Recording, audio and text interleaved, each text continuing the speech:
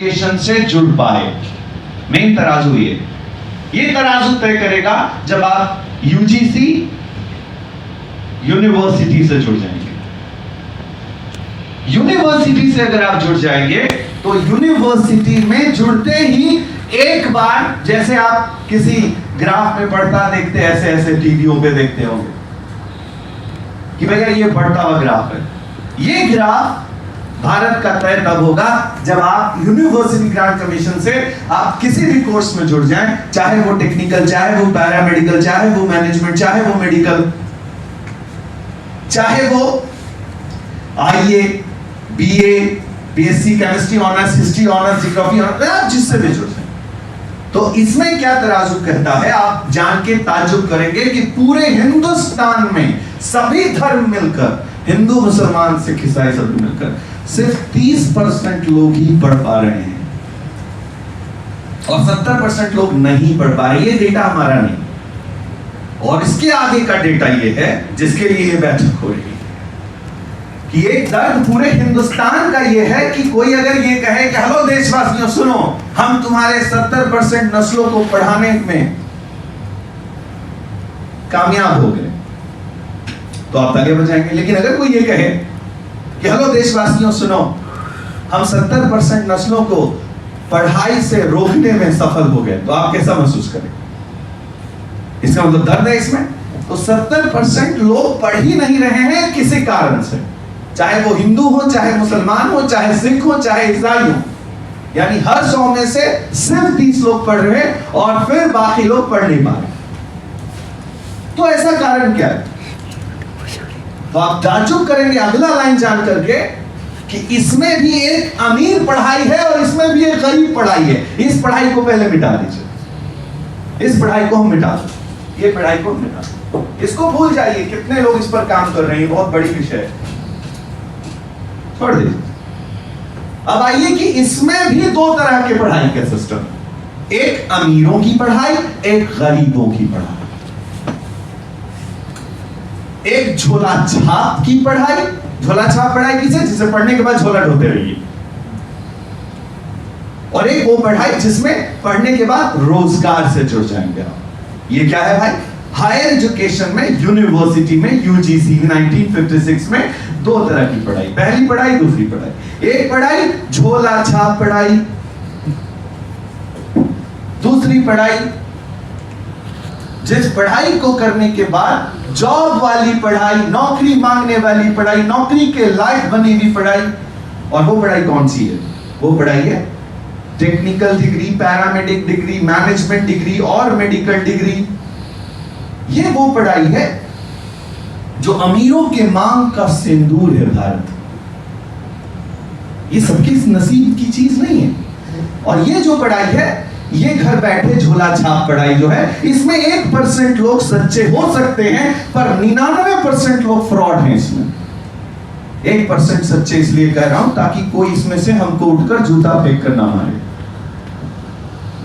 99% इसमें वो फ्रॉड हैं जिन्होंने आईए पास, बीए पास, केमिस्ट्री ऑनर्स पास, हिस्ट्री ऑनर्स पास, ज्योग्राफी ऑनर्स पास, बायो ऑनर्स पास, उर्दू ऑनर्स पास, इंग्लिश ऑनर्स पास। हम बोलेंगे भैया एक काम कर, ये मार्कर पकड़, इंग्लिश और ऑनर्स दोनों लिख दे बस। बोलेगा भैया लिखने में आता पर ऑनर्स पास। तो ये कैसे हुआ? उसको घर बैठे सारी चीजें हो गई, किसी ने करा दी। Degrees are not witness of your knowledge, याद रखना। तो ये जो डिग्रियां हैं, इनमें से 30% जो सरकारी डेटा है, उस 30% में अभी हॉल में खड़े होकर मुझे बता दीजिए कि टेक्निकल, पैरामेडिकल, मैनेजमेंट और मेडिकल करने वाले लोग कितने खड़े हो जाए प्लीज। आप खड़े हो भाई, आप एमबीए किए हैं, खड़े हो जाए भाई। आप आईएम से एमबीए किए, खड़े हो जाए। आप भी खड़े हो जाए, न्यासा शर्माने की क्या? अब आप देखिए, इस पूरे हॉल में टोटल मैंने गिनती की है लगभग 40 से ज्यादा लोग हैं, लेकिन यहां पर टेक्निकल, पैरामेडिक, मैनेजमेंट और मेडिकल किए हुए जो लोग हैं वो 1, 2, 3, 4, 5 और 6 हैं। बैठ जाइए। आप समझ रहे मैं क्या कहना चाहता हूं? ये जो 6-7 लोग हैं जो अभी यहां पर मौजूद हैं, इनके बाद जो लोग इधर पढ़े हैं वो अपने अपने गिरबान में घर जाके झांक के देखें कि उन्होंने पढ़ाई कैसे की। और फिर पढ़ाई करने के बाद ये लोगों को कह रहे हैं कि मेरी भाभी जान उर्दू पास है, उर्दू ऑनर्स, मेरी खाला जान इंग्लिश ऑनर्स है, लेकिन वो कैसे हैं ये नहीं पता। तो आपको कहना क्या चाहता हूं कि देखिए, हम लोग इसमें भी काम नहीं करते, हम डुप्लीकेट माल पे काम ही नहीं करते। हम काम करते हैं सिर्फ और सिर्फ उन कोर्सेज पर जिस कोर्सेज को आप खरीदने की हैसियत नहीं रखते और बिला वजह का हैसियत नहीं रखते। आप कर सकते हैं, अगर आप इस मिशन से जुड़ गए तो आपके पूरे देश के बच्चे, चाहे हिंदू हो, मुसलमान हो, सिख हो, ईसाई हो, किसी जाति किसी धर्म के हो, मैं आपको वादा करता हूं कि इसमें से मेडिकल को मिटा दीजिए। ये बहुत महंगी है, इसलिए हमने नहीं रखी अपने साथ। लेकिन अगर इस मेडिकल को छोड़कर इन 3 को देखें तो मेडिकल को छोड़कर क्यों साहब, ये तो मेल माल मलाई निकाल दिया आपने। इसकी एक वजह है, क्योंकि 1,06,000 भी लोग सिर्फ मेडिकल कर पाते हैं एक साल में। MBBS की बात कर रहा हूं, लेकिन 135 करोड़ में 1,06,000 कोई मायने नहीं रखता। इसलिए हम मानते हैं कि इस कोर्स में हमारे पास 122 कोर्सेज की कोर्सेज हैं। आप जिस कोर्स को सोच सकते हैं, सुई बनाने से लेकर हवाई जहाज तक, जिस कोर्स को सोच सकते हैं आप जिस हॉस्पिटल में जाते हैं वहां जो एजुकेशन चाहिए, radiology, optometry, dialysis, renal dialysis, anaesthesia और कार्डियक। आप सोचते हैं, आप मदरसे में जो लोग हैं, मैं उनमें दर्द पेश करना चाहता हूं, आप सोचते हैं इसके बगैर आप अपना इस्लाम बचा लेंगे?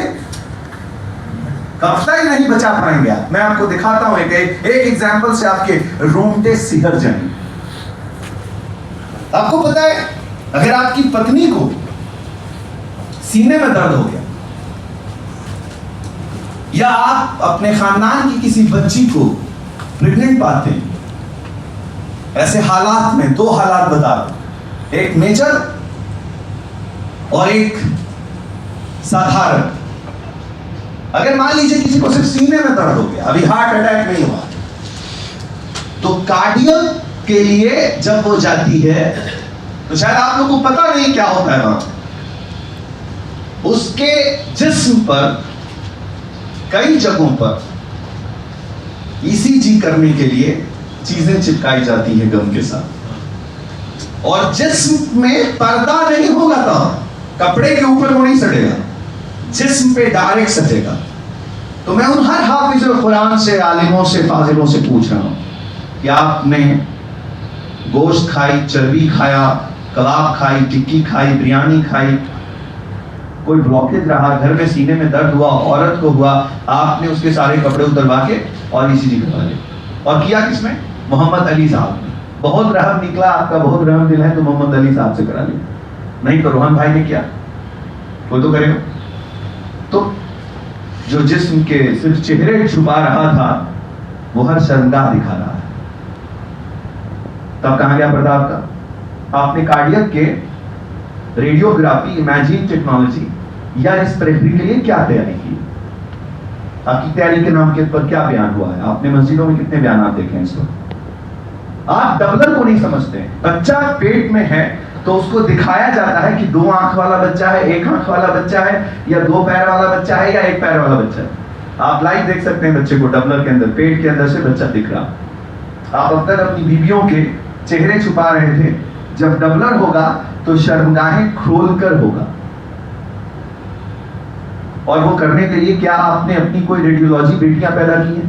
रेडियोग्राफी पर कोई काम हुआ है समाज के अंदर? तो जो करवा रहा है वो किसी को बता नहीं रहा है कि हमने आज अपनी बीवी का रेडियोलॉजी करवाया है, अपनी बहन का रेडियोलॉजी कराया है, रेडियोग्राफी कराया है, मैजिक टेक्नोलॉजी पे हमें जाना पड़ा है। इस पर क्या फिक्र है? याद रखना, आप इसके बगैर कुछ नहीं बचा पाओगे, अमानत भी नहीं और ईमान भी नहीं। इसके लिए तैयारी करनी है, और याद रखने के लिए ये चीजें एग्जाम्पल में आपको दी जा रही हैं। अल्लाह के रसूल सल्लल्लाहु अलैहि वसल्लम ने कभी भी नहीं कहा कि दीन और दुनियावी नॉलेज अलग अलग होगी। और एक बात और भी याद रखना, क्योंकि वक्त कम है, हम लोग नमाज के बाद इस बारे में बात करेंगे, लेकिन एक बात और याद रखना कि अगर हमने वक्त रहते इस पर काम नहीं किया तो जो स्तर हमारा आज है, आप लोग में से बहुत नौजवान ऐसे हैं जिनकी उम्र 30-35 साल है, और ये 30-35 सालों वालों से पूछ रहा हूं कि जब वो 5वीं कक्षा में थे या 3री कक्षा में थे तब उन्होंने एक ही बात सुनी होगी और बयानात में सुनते रहे होंगे आप, सच्चर कमेटी की बेंच की रिपोर्ट, सच्चर कमेटी की बेंच की रिपोर्ट। ये सब बहुत पुरानी बातें हैं और ये तकरीबन आप जब 5वीं-6वीं में थे तब की बात है। और उस वक्त ये 6% कहा गया। जो सर ने कह दिया कि 40% मुसलमान तो पढ़ ही लेते हैं, नो, 40% तो हिंदू नहीं पढ़ पा रहा बेचारा, मुसलमान कहां से पढ़ पाएंगे? कतई इस बात को समझना होगा कि आपकी 6% वाली जो रिपोर्ट थी वो पुरानी थी, जब उनकी ग्रॉस एनरोलमेंट रेशियो, भारत की ग्रॉस एनरोलमेंट रेशियो 27% थी, तो आप 6% पर थे। और मेरे हिसाब से टेक्निकल, पैरामेडिक, मैनेजमेंट और मेडिकल में ग्रॉस एनरोलमेंट रेशियो 13% है पूरे देश की, हिंदू, मुस्लिम, सिख, ईसाई, सभी जाति, सभी धर्म के मिलाकर। तो आपकी कितनी है? ये आपको सोचने की फिक्र की बात है। यही फिक्र जगाने के लिए आपको यहां बुलाया गया। आप याद रखें कि मैं कोचिंग नहीं चलाता हूं, आप याद रखें कि मैं स्कूल नहीं चलाता हूं, आप याद रखें कि मैं किसी भी ट्रेनिंग सेंटर का हिस्सा नहीं हूं। मैं बात कर रहा हूं एक ऐसी व्यवस्था की जिसके 2 गवाह आज इस सभागार में हैं। मैं इस बात को कह रहा हूं कि हिंदुस्तान का कोई भी धर्म और जाति का इंसान अगर आप ये कहता है कि वो 10वीं पास है और 12वीं पास है, वो सिर्फ पास होकर इधर खड़ा हो जाए और कह रहे 3 बातें मैं पढ़ना चाहता हूं, मैं पढ़ना चाहता हूं, पहली बात। दूसरा, मैं 10वीं पास हूं, सेकेंड डिवीजन से, मैं 50% से 10वीं पास हूं। और तीसरी बात, सच में मैं पढ़ने के लिए कहीं भी जाने को तैयार हूं और कुर्बानी देने को तैयार हूं, वक्त की, जज्बात की, गांव छोड़ने की, हम तैयार हैं। तो मैं उससे अगला सवाल सिर्फ ये पूछूंगा, और इस वीडियो में भी पूछ रहा हूं कि क्या तुम अपने खाने और रहने का इंतजाम खुद कर सकते हो? तो कहेगा हाँ। तो मैं आपको एक ऐसी बात कह रहा हूं, जाके दुनिया को बताना, जिंदगी छोटी है, कम कब रहे ना रहे, याद रखेंगे लोग कि एक शख्स ऐसा भी था जो कहता था, ना कोई टेस्ट होगा, ना कोई एंट्रेंस होगा, ना कोई इसकी जरूरत है, ना कोई कानून रोकेगा आपको, बस एक बच्चा 10वीं और 12वीं पास होगा, उसको हिंदुस्तान के कानून के तहत कन्याकुमारी से कश्मीर तक के किसी भी राज्य में, किसी भी कॉलेज में मैं उसको एडमिशन ही नहीं दिलाऊंगा, उसको कॉलेज में छोड़ कर आऊंगा, ये मेरा वादा। अब आपको एक और बात कह रहा हूं मेरे दोस्त, लास्ट बात, ये आखिरी बात, कि इनमें से किसी भी पेरेंट्स से जो रोज माइंड के पढ़ रहे हैं, 25,000 से ज्यादा, इनमें से 2 यहां पर शामिल हैं, आपकी बिरादरी और आपके कौम से बुलाए गए। इनसे पूछिए कि इन लोगों ने कौन सा एंट्रेंस दिया था, कौन से एग्जाम दिए थे, कौन सा टेस्ट दिया था। कोई टेस्ट, कोई एग्जाम नहीं होगा, मतलब इसकी कोई जरूरत ही नहीं है, इसकी कोई। तो एक आदमी ने कहा कि अंबर साहब एक बात मुझे बताइए, क्या आप ऐसे लोगों को भी इंजीनियर बनाने भेज देंगे जिनको इंजीनियरिंग की स्पेलिंग नहीं आती? रिकॉर्ड में कह रहा हूं, हाँ, हिंदुस्तान के लोगों, मैं उन लोगों को भी इंजीनियरिंग में एडमिशन दे दूंगा जिनको इंजीनियरिंग की स्पेलिंग नहीं आती होगी। और कानून से पूछूंगा उस दिन कि दोषी तुम या दोषी हम। जब कानून हमसे पूछेगा कि तुमने ऐसा क्यों किया, तो मैं उसको जवाब दूंगा कि वो सभी लोगों को सजा मिलनी चाहिए जिसने इनको 10वीं पास करवा दी और 12वीं पास करा दी और उनको इंजीनियरिंग लिखने सिखाया ही नहीं। जिनको हक तब अदा करना था उन्होंने हक अदा नहीं किया। तो मैं इसमें कहां कसूरवार हूं कि इनको मैंने सिर्फ कानून के आधार पर, चूंकि इनके पास 10वीं की डिग्रियां थी और 12वीं की डिग्रियां थी, इनको मैंने एडमिशन दे दिया और ये पढ़ने चले गए। तो इस बात को भी ख्याल रखिए कि कितने मेरिट वाले लोग की तलाश कर रहे हैं अवैस अंबर, उनकी तलाश कर रहे हैं जो बहुत काबिल नहीं है।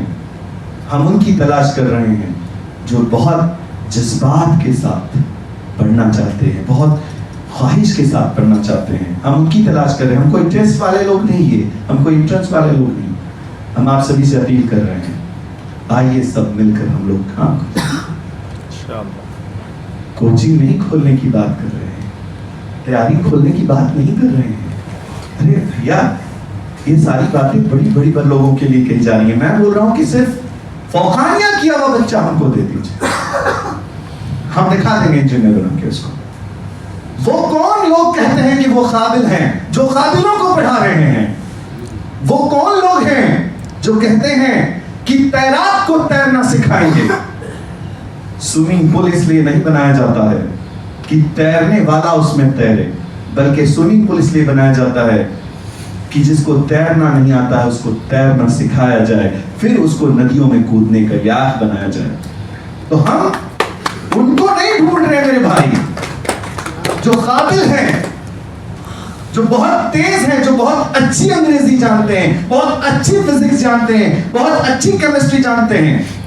अगर मुल्क के हालात 10वीं तक ऐसे होते तो मैं ऐसी बात करता, लेकिन जब 10वीं पढ़ाने के बाद कोई हमसे सवाल कर रहा है कि क्या इसको इंजीनियरिंग लिखना आता है जिसको आपने इंजीनियरिंग में एडमिशन किया, तो मेरा जवाब यही है।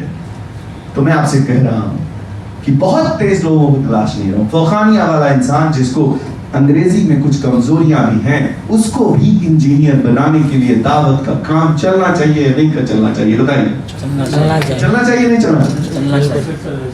वो एलिजिबल है, हम उसको सिर्फ लेना। हाँ, तो बोलेगा अम्मा के पास पैसा कैसे आएगा, अब्बा के साथ पैसा कैसे आएगा? तो हम उनको दावत दे रहे हैं, कबाब कम कर लीजिए, शोरबा कम कर लीजिए, कलेजी बट थोड़ा कम हो जाए, एक थोड़ी चीजें जो खर्चे हैं वो कम हो जाए। जो अब्बा ने दैन-महर में जो अंगूठी दी थी उसको बेच दिया जाए और उससे अपनी औलादों को खिलाया जाए, पिलाया जाए, उनको पढ़ाया जाए। इसमें कॉलेज कौन खोलेगा? आपको ताज्जुब होगा। जो नफरत फैला रहे हैं वो फैलाते रहेंगे। हमने हिकमत से 25,000 बच्चों को ब्राह्मण और भूमियारों के कॉलेजों में पढ़ाया और उन्होंने उनको अपना भाई समझ के पढ़ाया। ये लोग वो हैं जो मुसलमान नहीं है, लेकिन उन्होंने मुसलमानों की औलादों के साथ इंसाफ किया, पढ़ाया। और याद रखिएगा, जितने भी लोग कॉलेज के मालिक हो जाते हैं उनके लिए एक ही धर्म होता है, उनको यही धर्म सिखाया जाता है। कानून भी इसी बात की जाता है, हिंदू हो या मुसलमान हो, कॉलेज के अंदर सभी बच्चे एक तरह का ड्रेस पहनकर जब बैठेंगे तो उनको पढ़ाई एक तरह की दी जाएगी, उसमें धर्म ढूंढने की जरूरत नहीं है। तो जो लोग आपके अंदर नफरत की दीवार खड़ा करके ये समझाने की कोशिश कर रहे हैं कि अल राशिद कॉलेज में पढ़ता तो ज्यादा अच्छा था, अल रहीम में पढ़ता, अल करीम में पढ़ता, हेलो आपकी अल करीम में पढ़ता, तो लोग शक करते कि ओरिजिनल है कि नहीं। लेकिन अगर मनोहर राय के कॉलेज में पढ़ रहा है, गुरु रामदास में पढ़ रहा है, आर्मी इंस्टीट्यूट में पढ़ रहा है, तो आप उस भरोसे के साथ वापस निकलेंगे और उस भरोसे वाले डिग्री के साथ जाएंगे जो सबको मिली है। आप कोई अनकॉमन नहीं होंगे। मैं उम्मीद करता हूं कि इस मिशन को सिर्फ ये समझाने लायक नहीं था ये सब, बल्कि हम ये कहेंगे कि खाने पीने के बाद जिसके अंदर जज्बा और फिक्र पैदा हुआ है वो अलग से हमसे बैठे मिले। आज पूरा दिन मैंने आपके लिए निकाला है और इस जज्बे के साथ अगर आप हमारे साथ काम करने को तैयार हैं तो हमने आपके लिए जराए पैदा किए हैं। हर तरीके के लोग ढूंढ रहे हैं, जाके गाँव में बता दीजिएगा कि जो लोग ऐसे बेरोजगार घर में बैठे हैं वो हमारी इस मुहिम से जुड़े, हम उनको उसमें जरिया भी पैदा करके देंगे। तो हम इसलिए दावत का काम अभी शुरू कर रहे हैं। आप लोगों के जरिए अगर कोई आपके खानदान में बेरोजगार नौजवान गांव में बैठा हो तो उसको बोलिएगा कि मैं अवैस अंबर किसी से भी इस बात के लिए खड़ा नहीं हूं कि मुझे कोई आप मदद कर दीजिए। मदद अपाहिजों की जाती है, कमजोरों की जाती है। मैं ना अपाहिज हूं ना कमजोर हूं। अल्लाह ने मुझे अकल, शऊर और दौलत से नवाजा, तो मैं आपसे साफ कह रहा हूं कि मुझे आपसे मदद नहीं, आपका साथ चाहिए। Thank you so much. Thank you.